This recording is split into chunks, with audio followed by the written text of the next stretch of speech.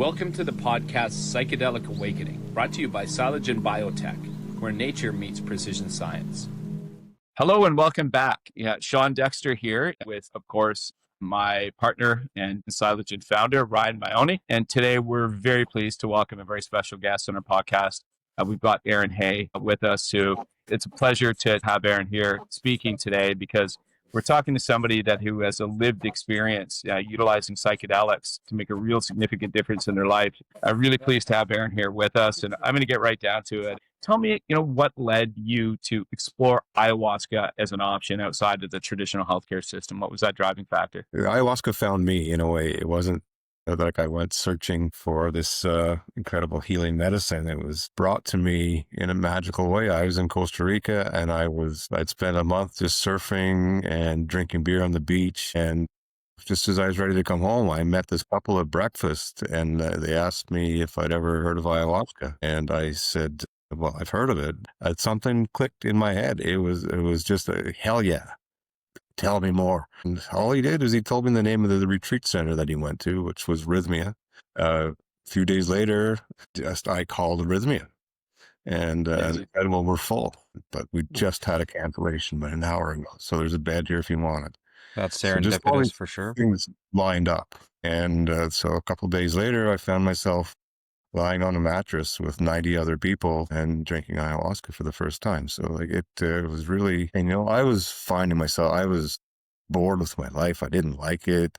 I was just drinking, using all kinds of drugs and just going, along and not feeling the true beauty of this beautiful life that we have. And the ayahuasca, that first night, showed me all these things that were deep inside me that were what was preventing me. And just in that mental experience of going through these things in my brain, that the shame and the guilt that I'd been dealing with for my whole life, that were causing me to use alcohol, to use drugs, to try to escape these problems that were underlying every aspect of my being. And to be able to, in one night, have these presented to me, it was not easy. It was a very, it's a real experience, but that's the only way, is you to go through those experiences, see them in front of you and realize that,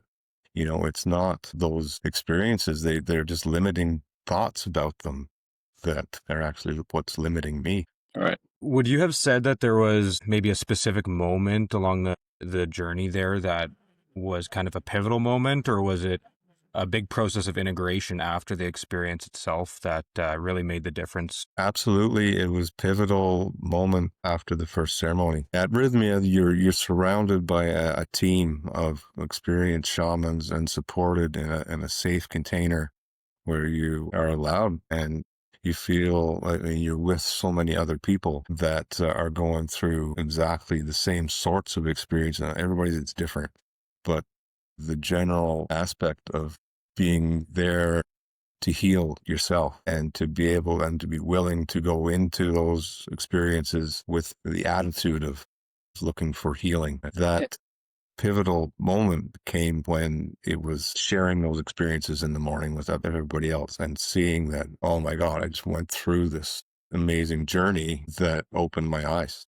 And Aaron, we all have our understandings of what ayahuasca is, and some people will get that from what they hear in the news or online. Tell me from what you expected versus what the actual experience was. What did you feel those primary differences were between what people think of ayahuasca and what the actual experience was for you? I had gone into this experience with an open mind. One of the things that's very crucial to me now is to be able to let go of those old judgments. A very important thing to release the judgments of other people towards you, your judgments towards other people, and your judgments towards yourself. That creates an incredible freedom within you that builds your strength.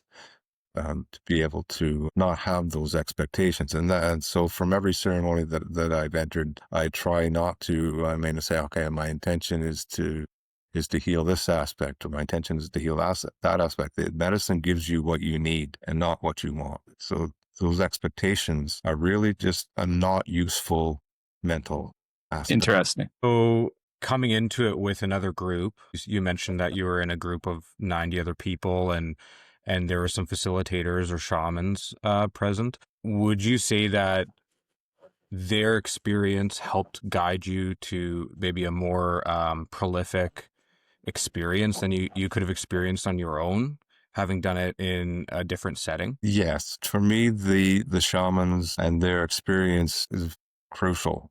It's to know that these people have drank, like 500 times with the medicine. They've got at least 10 years of experience before they're even allowed to sit and serve. Their experience is crucial, and their stories as well, the wisdom that they share and they bring.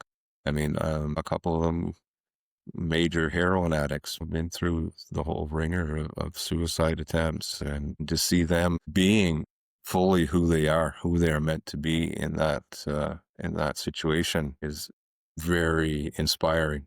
And Aaron, at what point when you left the retreat did you sit back and realize, holy shit, this experience has changed something for me? Well, I returned home and people around me said, "Oh my God, Aaron is glowing." And just what happened? What happened to you? And a lot of people said, "Oh, I want that for me." It's not, like I said, it's not an easy process. It's work. You have to be willing. And I've tried to share my experience with the medicine with other people who are simply still not ready. The medicine is there for everybody, but everybody is not for the medicine. Everybody's on their own journey and in their own time. That's like it came to me, I believe, comes to them. Could you maybe describe what the actual ceremony was like and how it actually affected you? The process involves basically forming a line in front of the shaman. They serve you, it's a little shot glass. He blesses the medicine and then hands you the cup and you drink. And then you go back to your mattress or your whatever it is. And it takes half an hour roughly. And they're playing some music.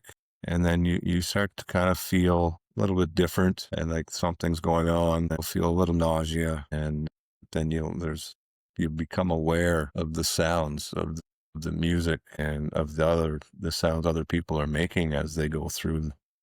There's all different sounds that people make, whether groaning or throwing up or farting, and you're in a safe space and it's okay. The process then begins with usually some visions of some like see some sacred geometry and bright colors. Or for me, every time it's like this matrix it's colorful, mechanical.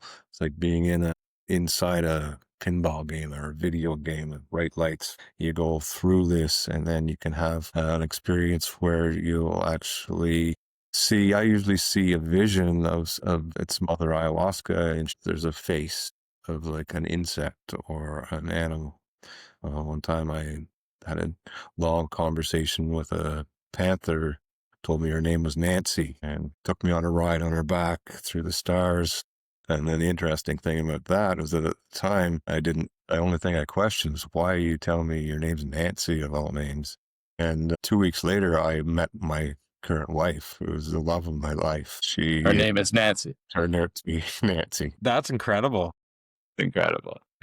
Yeah, very cool. So hey, Aaron, now you've been through, gone to multiple retreats. I know that we've worked together on some of your passion projects since you've been back in Canada. Our goals at Psilogen are very much aligned, and one of the things that we're trying to do is with these podcasts is bring awareness to people and clinicians across the country about the potential for psychedelic healing. It's not for everybody. It's not a magic bullet, but there is a lot of people that can be helped and supported using psychedelics. What are your thoughts on that, and how do you see psychedelics playing a role within the traditional Canadian medical system within the next few years and beyond? I've been working through the legalization process within Canada for ayahuasca, and to be able to serve legally within ceremonies, and we've made tremendous headway. We now, with Canada approved licensing, is you have to do the paperwork and go through, but that route is available. So I'm ecstatic to see and I feel there is a big shift happening that is allowing these medicines to come into our society. Yeah, and I think one thing that we're noticing at Psilogen here as we kind of dig deeper into this is that a big part of getting this medicine into people's hands is the cost right now, specifically maybe for psilocybin. I can't speak for ayahuasca, but even with the legal routes through the special access program and things available, it's still pretty cost prohibitive. And so hopefully that's something that can come down over time. Could you maybe speak to what the cost of your experiences to doing it at a retreat center in Costa Rica was? You don't have to go into too much detail if you don't want, but just a general idea to see if this is something that's achievable for most people. The cost for me immediately in my head was a prohibitive factor. And what my personal experience was, and through many friends, is that's just a mental resistance, which is natural. So I don't regret. There was a lot of money I spent. Go twice for 2 weeks was in the $15,000 Canadian range, and which was a fair chunk of money, but the best money I ever spent. So by opening that door to lowering costs over time in Canada, I think it's just going to make it that much more achievable for more Canadians like you going through that process, right? That just wouldn't have those sort of means today. Yeah, and that's just later on. I found ceremonies locally, which a few $100s. And it's so it becomes more accessible. Well, hey, listen, Aaron, we really appreciate you taking the time with us. Amazing conversation. It sounds like you had an amazing experience, and we'd love to have you come back and tell us some more in the future, especially as you're working through the legalization process here in Canada. So thank you so much for your time. Hey, I really appreciate what you guys are doing. This is important work, and it's going to benefit so many people in so many ways that you don't even realize yet. So good work, guys. Thank you, Aaron. Thank you very much. Thank you, everybody. We'll see you soon.